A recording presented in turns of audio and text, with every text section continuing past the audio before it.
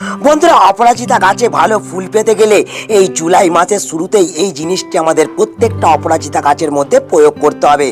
আমাদের গাছের মধ্যে খাবার ও জল প্রয়োগ করার বাইরেও এই জিনিসটিকে যদি সময়ে সময়ে আমরা ব্যবহার করতে পারি, তাহলে কিন্তু এই জুলাই মাস থেকেই আমরা আমাদের গাছগুলিকে ঝাঁকড়া করে তুলতে পারবো।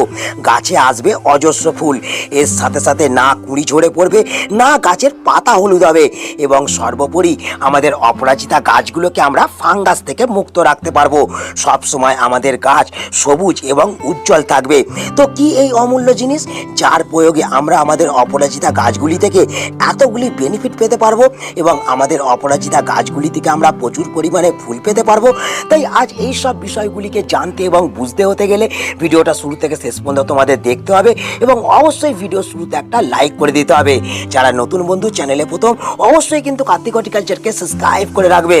তো বন্ধুরা, জুলাই মাস কিন্তু সঠিক সময় আমাদের অপরাজিতা গাছের পরিচর্যা শুরু করার জন্য, যাতে আগামী মাসগুলিতে আমাদের অপরাজিতা গাছগুলি নতুন নতুন ডালপালা ও ফুলে ভরে উঠতে পারে। এই সময় পারফেক্ট সময় আমাদের গাছগুলোকে সবুজ এবং সতেজ করে তোলার জন্য এবং নতুন নতুন চারা গাছ এই সময় রোপণ করার জন্য। তোমরাও যদি চাও তোমাদের অপরাজিতা গাছগুলিকে তোমরা এরকম পটের মতন শেপ দিতে, তাহলে যে কাজটা তোমাদের প্রথম এই সময় করতে হবে সেটা হলো বন্ধুরা, আমাদের কিন্তু এরকম লতিয়ে পড়া ডালগুলোকে আমাদের কিন্তু অপরাজিতা গাছ থেকে কেটে দিতে হবে এবং প্রত্যেকটা ডালের মাথাকে আমাদের কিন্তু পিঞ্চ করে দিতে হবে। তোমাদেরও কিন্তু তোমাদের অপরাজিতা গাছের প্রত্যেকটা লতিয়ে পড়া ডালকে এই সময় কিন্তু তোমাদের পিঞ্চ করে দিতে হবে। এর ফলে যেটা হবে, আমাদের গাছ কিন্তু এরকম নিচু থেকে বুসি হতে আরম্ভ করবে এবং তার সঙ্গে সঙ্গে এই যে কেটে দেওয়া অংশ, এই কেটে দেওয়া অংশ থেকে আবার কিন্তু নতুন নতুন ব্রাঞ্চেসকে আমরা লক্ষ্য করতে পারবো এবং তার ফলে বট গাছের মতন ঝাঁকড়া হয়ে উঠবে আমাদের প্রত্যেকটা অপরাজিতা গাছ এবং গাছ ভর্তি ফুল পাবো আমরা সম্পূর্ণ গ্রীষ্মকাল জুড়ে।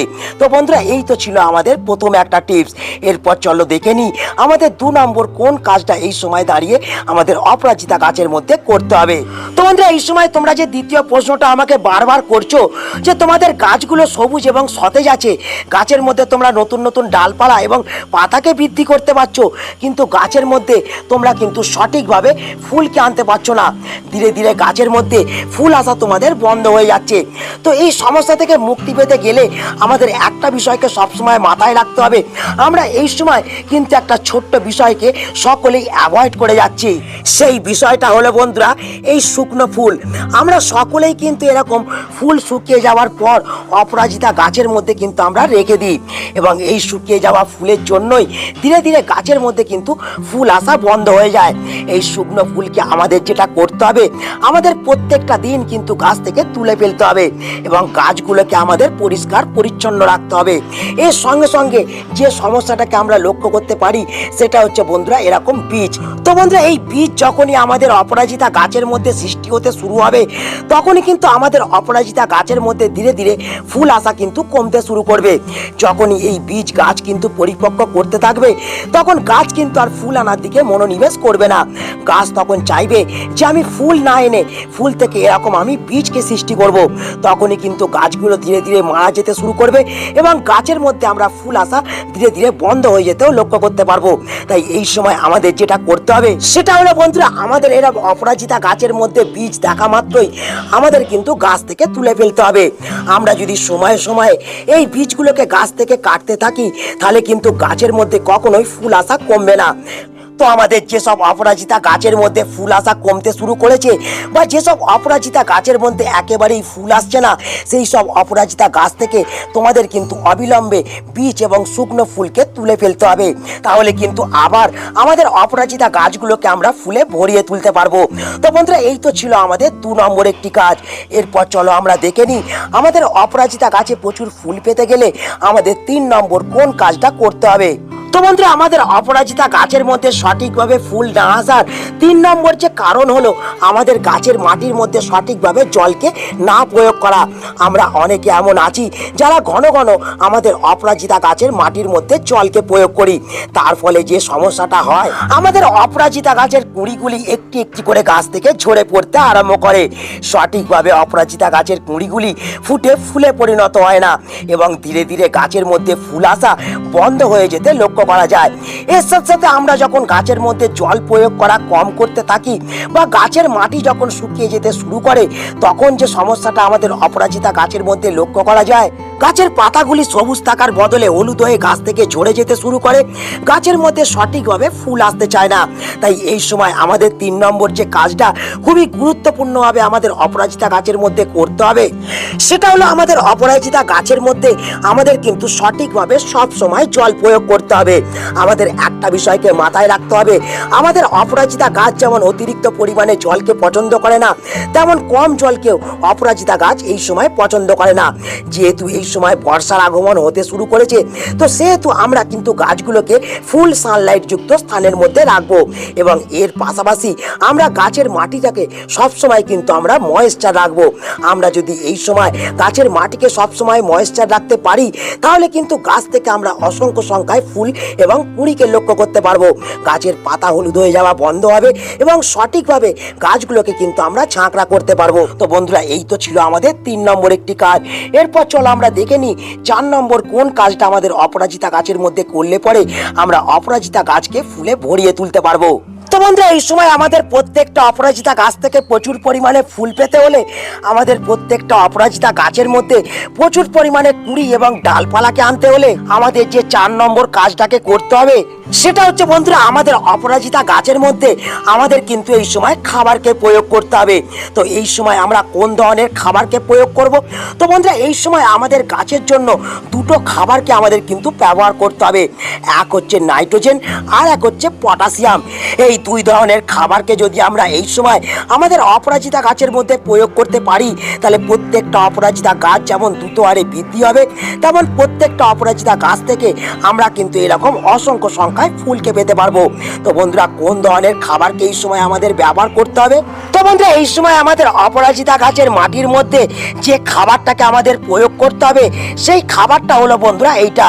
তো বন্ধুরা, আমার হাতে যে খাবার দুটোকে তোমরা দেখতে পাচ্ছ, এটা হলো চা পাতা এবং তার সঙ্গে সঙ্গে কলার খোসা। এই চা পাতার মধ্যে যেমন প্রচুর পরিমাণে নাইট্রোজেন আছে, তেমন গাছের মধ্যে প্রয়োগ করা মাত্রই সমস্ত ধরনের মাইক্রোনিউট্রেনকেও আমরা যোগান দিতে পারবো আমাদের অপরাজিতা গাছের মধ্যে। এবং তার সঙ্গে সঙ্গে এই যে জিনিসটা তোমরা দেখছো, এটা হচ্ছে কলার খোসা, যা আমাদের গাছকে পটাশিয়ামের যোগানটা দেবে এবং গাছের মধ্যে প্রচুর পরিমাণে ফুল আনতে সাহায্য করবে। তো এই খাবার দুটোকে আমরা কতটা পরিমাণে বা কিভাবে গাছের মধ্যে প্রয়োগ করব, তো চলো সময় নষ্ট না করে সেটাকে দেখে নেওয়া যাক। তো বন্ধুরা, এক্ষেত্রে আমাদের যেটা করতে হবে, এই দুটো খাবারকে আমাদের কিন্তু সুন্দর করে একে অপরের সঙ্গে মিশিয়ে নিতে হবে। তোমরা দেখতে পাচ্ছ আমি কিন্তু খাবারটাকে একে অপরের সঙ্গে মিশিয়ে নিচ্ছি এবং এই যে ড্রাই খাবারটা আমরা গাছের মাটির মধ্যে যখন প্রয়োগ করব, তখন গাছের মাটিটাকে আমাদের কিন্তু একটু খুঁজে নিতে হবে এবং তার সঙ্গে সঙ্গে মাটি যখন ময়েশ্চার থাকবে, তখনই কিন্তু আমরা এই খাবারটাকে গাছের মাটির মধ্যে প্রয়োগ করব। তো কতটা পরিমাণে প্রয়োগ করব?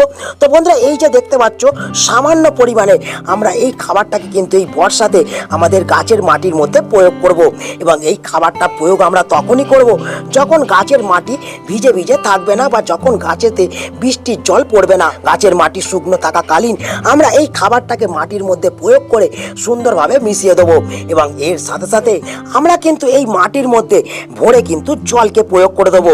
এইভাবে যদি খাবারটাকে আমরা প্রত্যেক 20 দিন অন্তর অন্তর কিংবা 1 মাস অন্তর অন্তর গাছের মাটির মধ্যে প্রয়োগ করতে পারি, তাহলে কিন্তু আমাদের গাছের মধ্যে আমরা সমস্ত ধরনের খাদ্য চাহিদার যোগান দিতে পারবো এবং তার সঙ্গে সঙ্গে আমরা গাছ থেকে কিন্তু প্রচুর পরিমাণে ফুল পেতে পারবো। তো বন্ধুরা, এই তো ছিল আমাদের 4 নম্বর একটা টিপস। এরপর আমরা যে বিষয়টাকে নিয়ে আলোচনা করব, সেই জিনিসটা হলো বন্ধুরা এইটা। তো আমি ভিডিও শুরুতেই তোমাদের বলেছিলাম, আমাদের অপরাজিতা গাছ থেকে ভালো ফুল পেতে হলে আমাদের কিন্তু গাছের মধ্যে খাবার এবং জলকে প্রয়োগ করার বাইরেও আমাদের এই জিনিসটাকে কিন্তু প্রয়োগ করতে হবে। তবেই কিন্তু আমরা গাছগুলোকে যেমন দ্রুত হারে বৃদ্ধি করতে পারবো, তেমন গাছ থেকে আমরা প্রচুর পরিমাণে ফুল পেতে পারবো। তো বন্ধুরা, আমার হাতে যে জিনিসটাকে তোমরা দেখতে পাচ্ছ, এটা হলো ফিটকিরি, যা আমাদের প্রত্যেকের বাড়িতে আছে এবং আফটার সেভিং আমরা সকলেই ব্যবহার করে থাকি। এবং এই জিনিসটাকে ব্যবহার করার কারণ, এই ফিটকিরি হলো একটি অ্যাসিডিক জিনিস এবং এই ফিটকিরিকে আমরা গাছের মাটির মধ্যে প্রয়োগ করলে আমাদের গাছের মাটি থেকে যেমন সমস্ত ধরনের ব্যাকটেরিয়া, ফাঙ্গাস, কেঁচো, কেন্ন, কৃমিকে দূর করতে পারবো, তেমন এই ফিটকিরি আমাদের গাছের মাটিকে অ্যাসিডিক করে তুলবে। এবং আমরা সকলে জানি আমাদের অপরাজিতা গাছ হচ্ছে অ্যাসিডিক মাটিকে পছন্দ করে। আমরা যদি আমাদের অপরাজিতা গাছের মাটিকে অ্যাসিডিক করে তুলতে তুলতে পারি, তাহলে আমরা কিন্তু সব সময় আমাদের অপরাজিতা গাছগুলিকে ফুলে ভরিয়ে রাখতে পারবো। তো কিভাবে কতটা পরিমাণে এই জিনিসটাকে ব্যবহার করতে হবে সেটাও কিন্তু আমাদের জানতে হবে, কারণ এই ফটকিরি অতিরিক্ত পরিমাণে প্রয়োগ করলে মাটির পিএইচ লেভেল কিন্তু ডিসব্যালেন্স হয়ে যেতে পারে এবং সেক্ষেত্রে আমাদের অপরাজিতা গাছ শুকিয়ে মারা পর্যন্ত যেতে পারে। তাই এই জিনিসটাকে আমাদের ব্যবহার করতে গেলে যেটা করতে হবে সেটা হচ্ছে কিন্তু আমাদের জলে গুলে এই সময় ফটকিরিকে ব্যবহার করতে হবে। তোমরা এখানে দেখতে পাচ্ছ আমি কিন্তু এখানে 500 ml জলকে ব্যবহার করেছি এবং এই 500 ml জলের মধ্যে আমরা ফটকিরিকে কিন্তু 1 গ্রাম মতন গুঁড়ো করে মিশিয়ে দিয়ে এই জলটাকে গাছের মাটির মধ্যে প্রয়োগ করতে পারি। অথবা এই জলের মধ্যে আমরা কিন্তু এরকম একটা ফটকিরির টুকরোকে আমরা কিন্তু 2 মিনিট ফেলে রাখতে পারি। 2 মিনিট পর এই ফটকিরিটাকে তুলে নিয়ে আমরা এই জলটাকে কিন্তু গাছের মাটিতে প্রয়োগ করতে পারি। এই রকম ভাবেও কিন্তু তোমরা এই ফটকিরিকে সুন্দরভাবে গাছের মাটির মধ্যে প্রয়োগ করতে পারো। এরপর আমাদের যেটা করতে হবে সেটা হচ্ছে এই ফটকিরির জলকে আমাদের গাছের মাটির মধ্যে কিন্তু এইভাবে প্রয়োগ করে দিতে হবে। তোমরা এখানে দেখতে পাচ্ছ আমি কিন্তু 250 ml ফটকিরির জলকে গাছের মাটির মধ্যে প্রয়োগ করে দিলাম। এই জিনিসটাকে আমাদের প্রত্যেক 2 মাস কিংবা 1 মাস অন্তর অন্তর গাছের মাটির মধ্যে প্রয়োগ করতে হবে। এইভাবে যদি ফটকিরিকে আমরা গাছের মাটির মধ্যে প্রয়োগ করতে পারি তাহলে কিন্তু আমাদের প্রত্যেকটা অপরাজিতা গাছ থেকে আমরা অসংখ্য সংখ্যায় যেমন ফুল পেতে পারবো, তেমন গাছের পাতাকে আমরা এই সময় কিন্তু সবুজ চকচকে রাখতে পারবো। আমাদের প্রত্যেকটা গাছকে আমরা কিন্তু দ্রুত হারে বৃদ্ধি বিকাশ করতে পারবো। তো বন্ধুরা, আজকে এই ছোট্ট ভিডিওটা এখানে আমি শেষ করছি। আশা করি এই ভিডিওটা তোমাদের সকলের কাজে লেগেছে। যদি ভিডিওটা ভালো লাগে তাহলে অবশ্যই ভিডিওটাকে একটা লাইক করে দেবে, তোমাদের বন্ধুদের কাছে শেয়ার করে দেবে। যারা নতুন বন্ধু চ্যানেলে প্রথম অবশ্যই কিন্তু কার্তিক হর্টিকালচারকে সাবস্ক্রাইব করে রাখবে। তো বন্ধুরা, দেখা হচ্ছে আবার একটা অন্য ভিডিওতে। সকলে ভালো থেকো, নমস্কার।